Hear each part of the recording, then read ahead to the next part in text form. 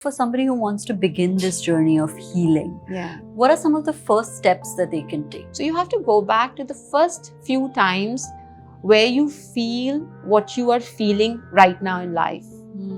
And then look at it that, was it that big a deal? And start forgiving people. But how do you truly forgive? Forgiveness basically comes with accepting that nobody's perfect. Time is such a big factor, right? Like Yeah. everybody's in a rush, everybody's Yeah. on the go, you have so many things to do.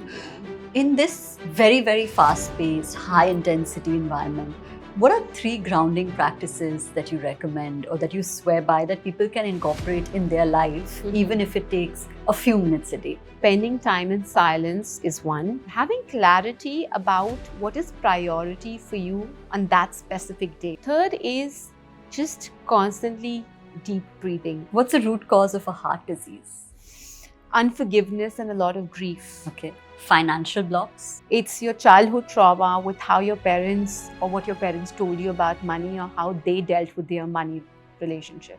Weight gain? Weight gain is you taking up a lot of emotional responsibility for other people, along with you also holding on to a lot of past baggage. What do you think is a predominant blocker when it comes for people to be able to manifest correctly? Just because you're writing things and repeating things like a parrot does not mean the universe is going to come and put it in your lap.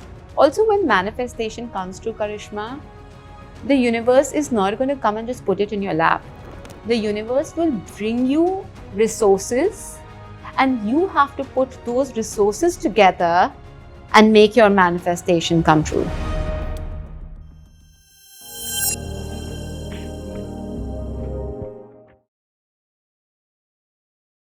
Welcome to Realign Tamanna. It's such a pleasure. Thank you, And Karishma. heard so many good things, seen your podcast. So it's absolutely amazing to be doing this with you. Thank you so much for having me, Karishma. I'm going to begin with a question that's actually super intriguing, right? How would you define what you do? Because some people will call you an energy intuitive, Yeah. or there's a psychic healer or psychic reader. There's so many Yeah. different names. But how would you define what it is that you do? I am an intuitive coach, I am a psychic, I'm gifted. But what I do in my personal sessions is more of a karma coach, where I use my intuition to break people's karma down for them. And I tell them, this is a part of your life plan, this is not a part of your life plan. Invest energy in this, don't invest energy in this. So I basically help people decode their karmic plan or their blueprint. Wow, and that's Yeah. so interesting. Yeah. You've also mentioned or came up in our research about Yeah. the third eye opening. Yeah. Tell me a little bit more about that. So third eye is basically the sixth chakra in your body, and third eye is the one that is responsible for any human to perceive beyond what human eyes can see. So what we call the sixth sense or the seat of intuition, it basically, that's where the external world meets the internal world. So when a third eye or when anyone's third eye is fully opened, and it doesn't necessarily have to be a gift, Karishma. For me, maybe in some lifetime, it must have been opened, and in this lifetime, when I was born with it, it was already open or activated. But people can also activate it with a lot of energy healing and meditation. So when anyone's third eye opens, they become a lot more intuitive. They start seeing or sensing energies what normal eyes cannot see. For some people on a deeper level, when it's fully awakened and activated, can also connect with the other realm of souls, spirits.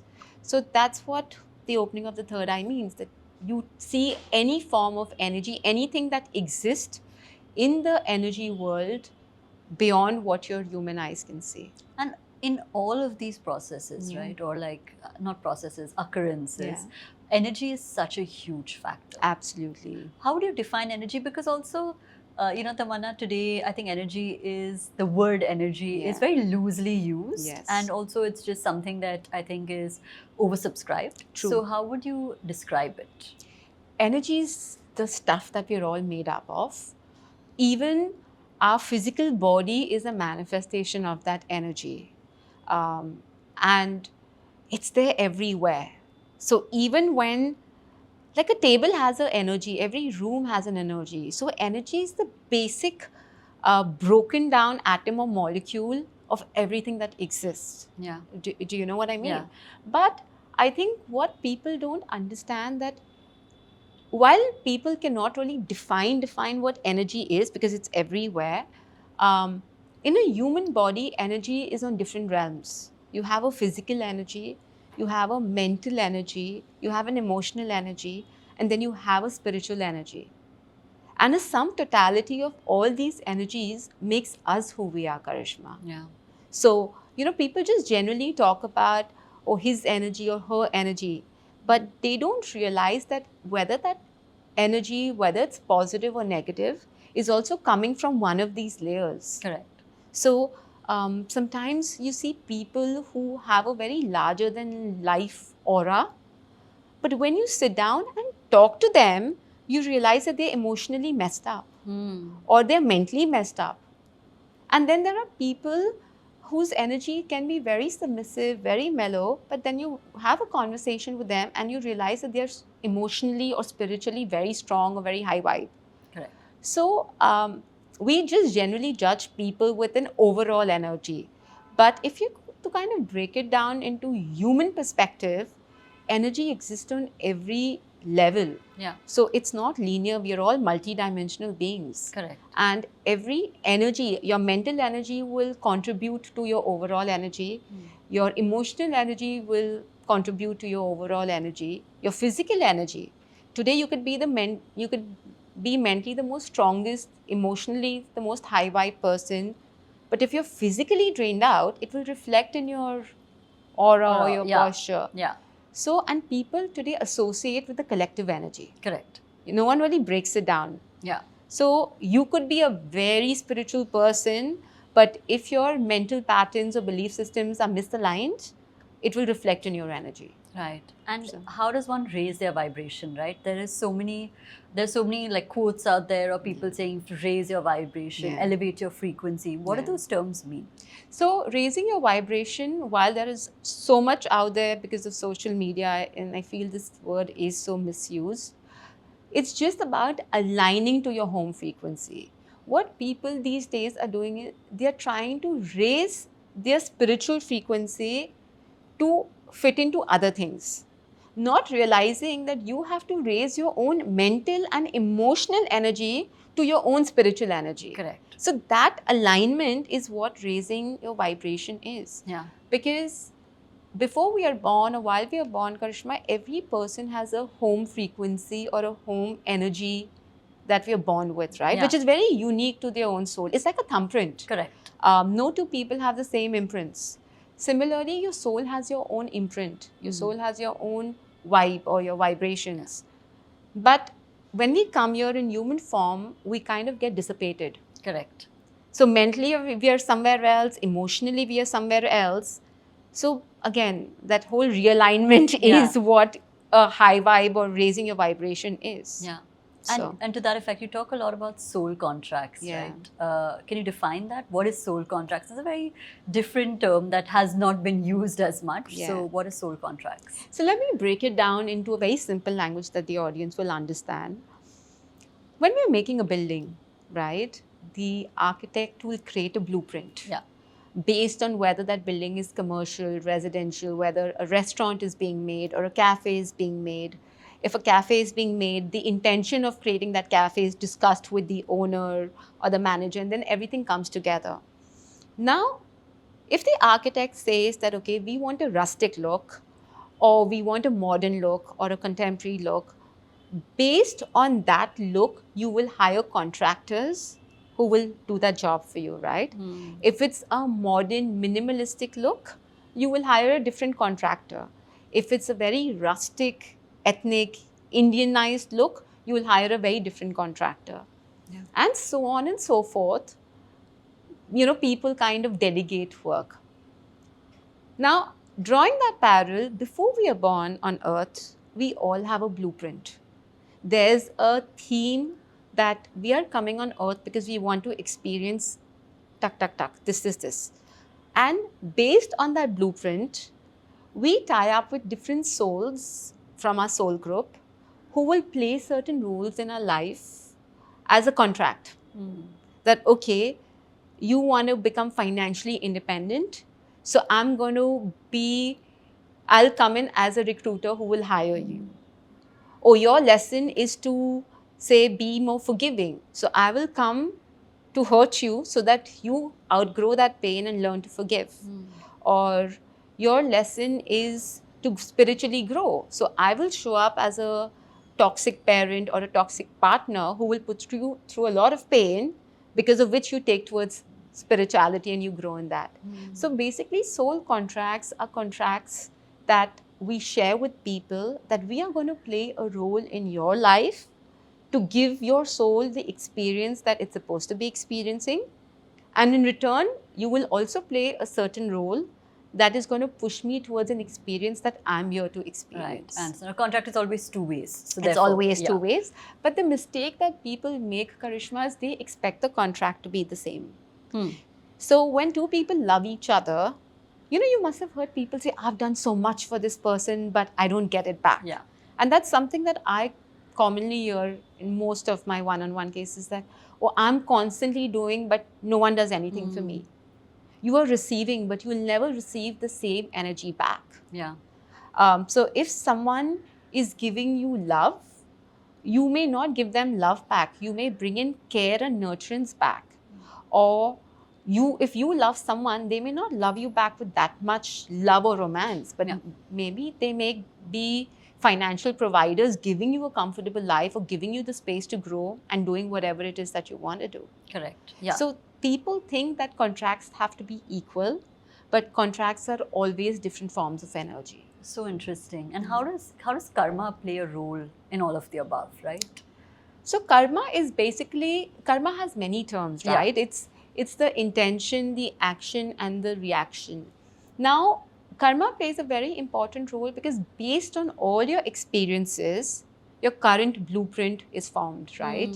So say, Karishma, you own a chain of restaurants, and you had modern minimalistic restaurants, and you realize that, okay, I've dabbled my hand in these two. Or say you have two Asian restaurants, and I've dabbled my hand in Asian. Now I'm going to open another restaurant. Let me do something different. Correct. You might open an Indian restaurant. Now, based on the Indian restaurant, your entire groundwork will be different. Yeah. From the name to the branding to the logo to the menu to the chef to the interiors of it. Correct. You're not going to go back and hire the same people that you hired for your Asian restaurant. Correct? Yeah. That's what karma is. You've experienced different lifetimes. You've collected an experience, a karma. And in this lifetime, you want to experience something new. Yeah. So if I have to, decode it, karma is also experiences. Okay. That what you want to experience, you will base your blueprint on that. And then according to that, you will attract people, situations, contract that will take you closer towards your blueprint. So why do they say good karma and bad karma? Like, you've carried forward something from past life to this life. Therefore, you're kind of, you're negating or leveling your karma. Where does that concept come? That's also experiences, right? What we talk about, good or bad. That's very relative, because it's not a straight line. Today, someone could be doing charity and someone will be like, oh, you're doing a lot of good karma. But if that person is doing charity with a bad intention, that can also be bad karma. Do you know what I mean? Yeah. So, karma is actually never good or bad. It's multi-layered. Trauma and childhood trauma is something that is, I think, in my opinion, the most underspoken of the things that are relevant to be spoken about. True. How can you break the cycle, right? Which is this pattern that you set, the trauma that you carry forward subconsciously sometimes.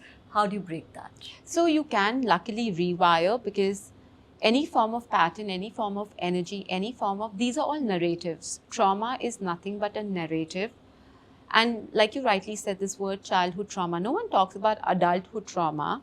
For the simple reason, Karishma, do you know what the word trauma is?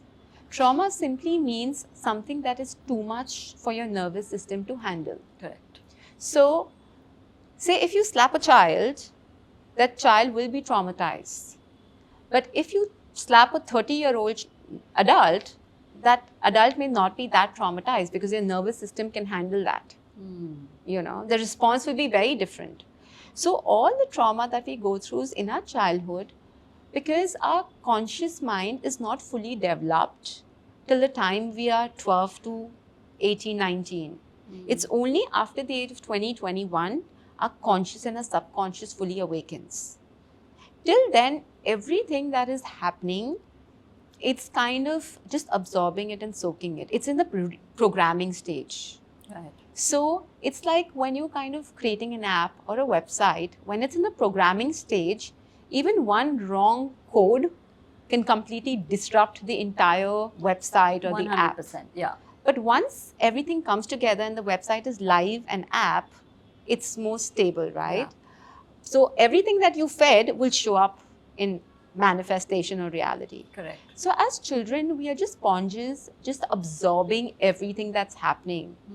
And there is no awareness or consciousness of good, bad, right, wrong, right? Yeah. We just absorb everything that's been told to us, everything that we see on television. And we make that a reality in our adulthood. So after the age of 20, 21, everything that's been told to us, everything that we've experienced, that will start showing up in our reality. It will start showing up in our health, our personal relationships, our relationship with money, career, fame, and every part of our life. And it's all ingrained in those formative years and how Absolutely. you're kind of interacting. Yeah. How do you release? Again, first of all, you need to start with being aware that the life that you're leading or the life that you're attracting is not in alignment with you. Because when something is not in alignment with you, it will cause problems. So the first thing is acceptance. People in today's day and age blame it on other people. This person did this. that Did this person betrayed me? They basically victimize themselves, not realizing that they are attracting people who will constantly make them feel a certain way. in a certain way. So acceptance is one. Secondly is forgiveness towards the present. Because till the time you are not forgiving towards the present, you cannot go and heal or release the past narrative. So present forgiveness is very important. Only then you can take full emotional responsibility for healing the past mess. Correct. And the third thing is it happened to you when you were at an age where you were not aware. Now you're aware, you can make better choices. Yeah. You know what I mean? Yeah. So for somebody who wants to begin this journey of healing, Yeah. what are some of the first steps that they can take? Awareness is obviously the first thing which you spoke. That, I have this disconnect with my true self. Yeah. What else can they do in a very actionable way to at least begin the process of healing? Is a lot of forgiveness. Now the forgiveness can be towards people. The forgiveness can be towards the root cause. Now in certain cases or most of the cases, the root cause is parents, siblings, or maybe something that happened in school or something that happened with extended family members. So identifying that first situation where you felt that way. So today, if you're feeling neglected in adulthood, you need to go back, and journaling really helps. Writing really helps. Journaling or going back to the first time, when did you feel neglected? Did you feel neglected after your sibling was born? Did you feel neglected when you came back crying from school but no one was at home because parents were working? Did you feel neglected because you got 100 on 100 but no one celebrated you? So it's so on and so forth. So you have to go back to the first few times where you feel what you are feeling right now in life. And then look at it that, was it that big a deal? And start forgiving people, because at any point, everyone's just operating from their own space of awareness, right? So you can't blame people for making you feel a certain way because they are dealing with their own baggage. Yeah. That's one thing. Number two is, okay, what happened then was different, but this is me now. I have carried that trauma. I've used that formula in my life for so many years. It's clearly not worked. I need to kind of change my formula and try something different. So that mind shift or mindset really helps in, what we call that epiphany or that aha moment. That aha moment comes when you realize that, okay, you know what, this has worked for me and this has not worked for me. So now I'm going to use the formulas that are working for me. Yeah. And then find that balance. Yeah. And the easiest way to forgive, like, of course, you go back to that time and see that, okay, this is how it made me feel, and maybe in the larger realm of things, it wasn't so significant. It was not so significant. But how do you truly forgive? Forgiveness basically comes with accepting that nobody is perfect. We, because of our love for people, when we look up to our parents, when we look up to our teachers, when we look up to our friends, we land up putting them on a pedestal and we feel that they're perfect. Correct. Just because we love them, just because we are attached to them, they have to be perfect. But by the end of it, they are just human beings. They're just souls who are here on their own journey. They come with their baggage and they don't know any better. Yeah. And we all make mistakes, Karishma. You could be 80 and we'll still be making mistakes. Our parents still make mistakes. We still make mistakes. So allowing people to make mistakes is a big, big gateway towards forgiveness. Correct. But also keeping in mind that, okay, this is their mistake. I do not have to take it personally. Yeah.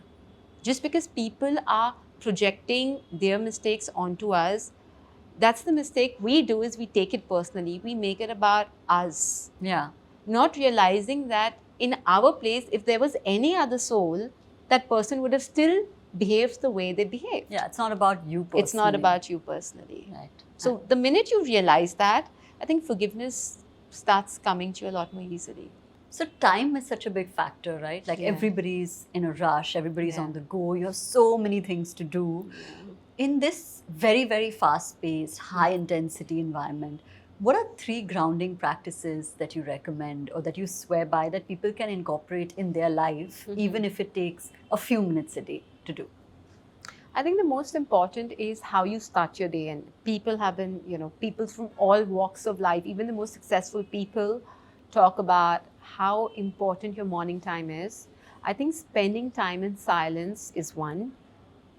Having clarity about what is priority for you on that specific day, right? Because we as humans get so scattered. Yeah. At any point, you have 10 invites to social gatherings and work meetings, and there's so much you want to do. I think just having clarity of you are doing something and what is your intention behind it every single day, just checking into that. If I'm meeting these people and spending 2 hours driving 1 hour in traffic, what is my intention behind it? Just like an intent check. And third is just constantly deep breathing. People are breathing, but they are not aware to their own breath. And I think our breath just has so much of power, right? It's the most powerful thing for humans. Yeah.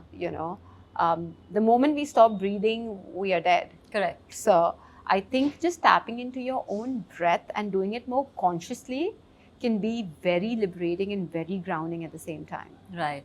So, and you spoke about going to social events, having that kind of, obviously there's energy exchange. You're meeting people of all kinds. How do you kind of protect your energy, right? Because of course meeting people is inevitable, whether it's in a workspace, whether it's in just a social gathering. How do you protect your energy? Like I said, Karishma, your intention is very important as to why you're going. Does it fit into where you want to be or who you are as a person? I think a lot of people today are doing it for the gram, doing it to be seen, doing it because they don't want to be irrelevant. Yeah. People do it for relevance. And it's okay, it's a personal choice. So the intent check is very important, but on an energetic level, just covering yourself in a ball of white light every day, every single day. Every time you're entering a party, cover yourself in a ball of white light. Every time you exit the party, you just tell yourself that I leave all the energies that I've carried that I don't need. Because not every interaction, every energy that you interact with, you need to carry it back home. Exactly. So it's more like a visualization or an intention that, okay, protect myself in a ball of white light and let me, just leave back everything that is not needed by me. So can you describe this white ball of energy, right? I know that to some people who are more aware or they've done this kind of like, I Yeah. know there's like a white light, a white Yeah. spot and Yeah. things around that. But so many people just don't know how. So can you like walk us through the process? It's literally like, okay, so if I ask people, our mind is so powerful that if I ask someone to close your eyes and be like, imagine you're on a beach, You'll be able to do it. you'll be able to do it. Or imagine you're having your favorite ice cream. Or imagine you're on the streets of London, you'll be able to do it. Imagine you're standing in front of Burj Khalifa, automatically their head will go up, you know. Yeah. So it's just like closing your eyes and imagining that you're just protected in a bubble or a ball of white light. Or it could just also be, again, imagination works in different ways, right? It could just be white electric current passing through you. Yeah. It could be you in a ice cube of white light, Yeah. you know. It depends. So It can be it just anything. depends. Right. So whatever that comes to you naturally, and the reason why we do white light or golden light is because it holds the highest frequency. Yeah. So Yeah. So when we go a little bit further into readings or Yeah. energy readings, how is it that works for you? Are you able to intuitively tell if that person is holding trauma, if they're Yeah. connected with themselves, if Yeah. they're lying, if they're, I don't know, right? There are many different Yeah. forms of manipulation. Yeah. Can you tell that I immediately? can Really? tell that. I can Wow. very well tell that.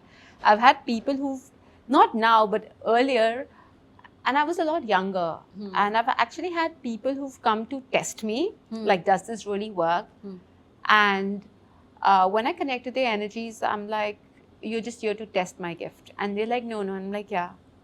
And then sometimes, if, so many times it happens that if the wife has come to me, she will push the husband to come to me. And men are not usually very open about Correct. it. So I've had people who've come to me where their guards have been up, and I'm like, you're not here because you want to be here, you're here because you've been forced to be here. Yeah. And immediately, the minute I say that, they confess that yes, That's but true. then also their guards go down. After So, that. Yeah. and now, touchwood, I've passed that age where people know what I can do, so Yeah. they won't lie.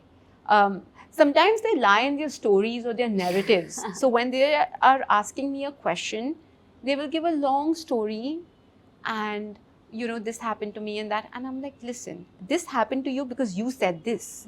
And then their jaws drop because I can exactly hear and perceive the exchange of words that happened between them and the other person. Yeah. And they're like, very sheepishly, they're like, oh yeah, you're right. You're right. Yeah. Yeah. Yeah. So again, now people know that they can't bluff or they can't lie. But initially, when I was starting, I've had all kinds of people who were atheists or non-believers, but then they've walked out being believers. So, Yeah. You're also, very known to go straight to the root cause of what has caused this particular problem. So we're going to ask you a couple of themes, Sure. and you can say what is the likely root Sure. cause for Yeah. that particular effect. What's the root cause of a heart disease? Unforgiveness and a lot of grief. Okay. Financial blocks. It's your childhood trauma with how your parents or what your parents told you about money or how they dealt with their money relationship. Okay. Repeated rejections. It's again going back to what happened in your childhood when you felt unheard or unseen. Weight gain. Weight gain is you taking up a lot of emotional responsibility for other people, along with you also holding on to a lot of past baggage. Infertility. Imbalance between masculine and feminine energies. We'll tap into that. Anger issues. Anger is again the root cause is basically not being seen or not being heard, and you've not got the attention that you wanted. Fear of abandonment. Fear of abandonment comes from again not being seen or not being heard. Career stagnation. Career stagnation here comes from a lot of root causes. It could be because you may not be in the right career path that is meant suited for you, or it could just be a play of timing, or you are just not feeling motivated enough. But I think it would be the first two would be the ideal root cause. What about addiction or escapism? Again, fear of failure. Fear of failure. When you don't want to do, because you fear failure, you don't want to do anything. Yeah. And then you use addiction or escapism as a route to deal with that. Right. Okay, let's go back to what you said before, right? Masculine or feminine. Yeah. Talk to me a little bit more about that.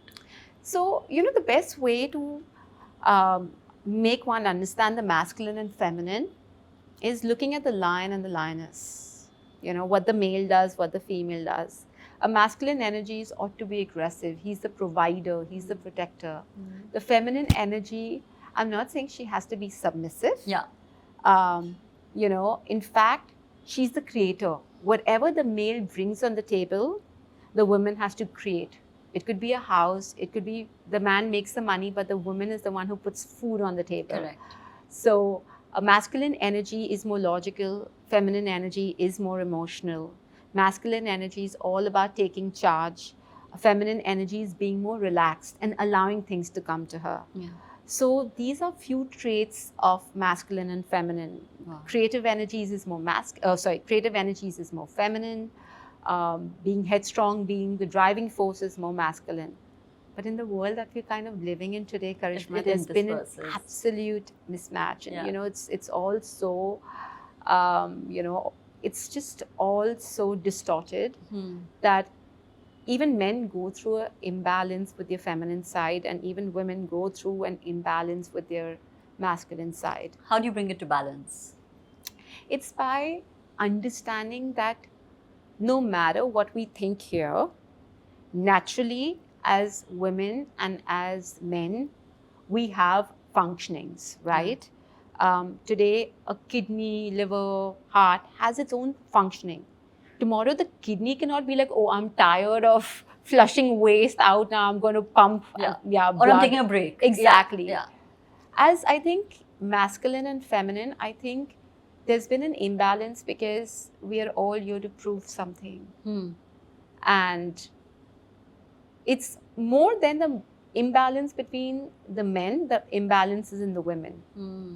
Men are still being men, but it's also the women who are trying to be men, and that is causing the dynamic. And I don't want to be a sexist here. I can be very masculine when I want to be, but I use those energies at work because I have my own business. I'm a working woman. Yeah. So I will be setting boundaries. I will be taking charge. I will be taking responsibility at work. But the minute I go home to my husband, to my parents, to my in-laws, or to my daughter, I remove the masculine cape and I wear the feminine cape. So that balance is very important. People don't know where to drop what cape and where to use what cape, right? Yeah. Now with my clients, I cannot act like a mother to them or like a friend to them or like a child or a parent to them, because it will completely throw my work off balance. Correct. So knowing what formula to use where is the key, and you need awareness for that. Yeah. Okay. Let's, to that effect, right? People say we want to manifest better. We want to manifest a better life, a better partner, better career, better financial opportunities. Yeah. But somehow some things don't click until they do. Yeah. So what do you think is a predominant blocker when it comes for people to be able to manifest correctly? I think the main blocker is the process of manifestation. People think that just because you're sitting in a corner writing the same thing 100 times, it's going to come to you. Absolutely not. The intention is very important, Karishma. Everything boils down to intention. Today, if you want a better job because your colleague has got a promotion and you want to be in competition and prove a point, chances are that you might not get that promotion if you're manifesting it because you're in competition. But if you believe that you deserve a promotion and you deserve better, and then if you're applying for a better job or promotion, chances are that you'll get it. So your intention is very important. If you're focusing on your manifestations because you want it, it will happen. But if you're focusing on your manifestations to be in the rat race, competition for the gram, so that you have a standing in the society, or you want to escape shame, then chances are that no, it may not come true. Number two is just because you're writing things and repeating things like a parrot does not mean the universe is going to come and put it in your lap. You also have to be the energy that is worthy of receiving that. Number 3 is also when manifestation comes to Karishma, the universe is not going to come and just put it in your lap. The universe will bring you resources, and you have to put those resources together and make your manifestation come true. Do you know what I mean? Yeah. So it's just not a cakewalk that you've said it and it's happened. Correct. You have to be aware, you have to drop your rigidity, you have to drop your persistence and be open in whatever way those resources are showing up and using, okay, this will fit into this manifestation, that will fit into that manifestation, and bringing things together. Right. People miss out on that point. Yeah, it's there is a lot of acting. You can't Yeah. just sit, meditate, or journal and say, Absolutely. happen to me. You have Yeah. to also kind of have that act in manifestation. Act with a lot of trust. That it That's will very happen. important. Yeah. Okay. So, Okay. So towards the end of our questions, Mm-hmm. right? I want to go into specific, maybe readings or sessions that you've had Yeah. that have stood out to you in Yeah. the last how many ever years you've been working. Anything that you'd like to talk about, obviously without any names. there's so many, right? Like there are people who come to me and, they want to they're stuck in their career. Yeah. And then when I look into their chart, they're in a completely different path altogether. Chart So- as in? Their karmic chart or their Correct. reading. Yeah. So they're meant to do something else. But because of worldly programming and their needs and their materialistic needs, they're doing something else. Yeah. So I've kind of helped them redirect into their authentic career path, and they've had massive breakthroughs. Wow. I've seen a lot of people who are struggling actors, actresses, models who come and they're pushing to kind of get into the media industry or the Bollywood industry. And when you look into their chart and you tell them that, listen, you don't have a fame chart and you'll be best suited for this. Yeah. And they've completely dropped the idea of getting into Bollywood and they've picked up another line and they're really growing and excelling and making a lot of money in that. I've dealt with cases where couples are literally on the verge of a divorce and karmically they are meant to be together, but their timing is bad. So I give them like a timeline. I'm like, listen, the next 6 months, the next 3 months are going to be rough. I do see reconciliation. I don't see a divorce. Pull it through till this period. Things will be fine. And they've actually pulled through that period and things have been fine. Wow. Recently, the most recent example I can give is, on Instagram, I do these live questions. So someone randomly asked me that I'm on the verge of getting married and, I'm not feeling it. Should I go ahead and get married? And I was like, no, you do not have a karmic match with this guy. Don't go ahead. And again, because of society, but the cards have been distributed, wedding preps Yeah. are done, destination wedding. That girl has come, and I do readings like this all the time, right? Correct. So I forget. That girl has come back and like, Tamanna, I should have listened to you. And after the wedding, in 2 weeks, she found out that he already has a girlfriend and a child with somebody else. So, things like these. Yeah. So again, I can only say I'm like a GPS. You follow the guidance, you'll get to your destination. You don't follow the guidance, you'll get lost, and sooner or later you'll be compelled to go back to your destination. Yeah. What about conversations from the other realm? Have you been able to, somebody who's trying to let go of grief, Yeah. facilitate some kind of messages? Tell me a Yeah. little bit about that.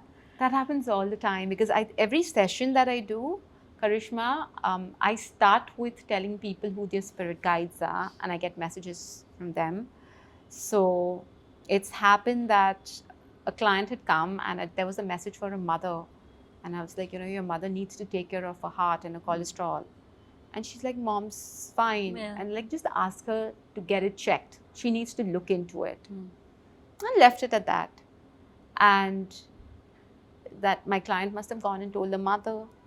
And the mother must have not paid attention. After 2 months, they actually found 92% of the arteries blocked. Yeah. So, and immediately they kind of rushed her into a surgery. So, things like these happen all the time. Or it could be a sale of a property, it could be a sale of an ancestral property. Sometimes when the death is too sudden and especially with male members, right, passing away, the family members don't know about finances. All kinds of people show up, okay, they owe us this much money and this needs to be done and that needs to be done, and the will and the property matters. So the family members come and we do like a communication, and it gets them clarity of how they're supposed to consolidate finances, where are the papers kept, what are they supposed to do, should they be selling the property, they shouldn't be selling the Yeah. property, when is the ideal time to sell the property, so on and so forth. So get a lot of these like helps in different ways. Amazing. Thank you so much, Tamanna. This has Not been at all. absolutely fantastic. My pleasure, And Karishma. Thank you we'll for hopefully having do a me. lot more stuff with you. We'll do some live readings and things around that. But Soon. it's been so amazing. Thank you Thank so you. much. We hope this episode added value to your lives. Join the Realign movement. Like, share, and subscribe to our channel, and we'll see you in the next one.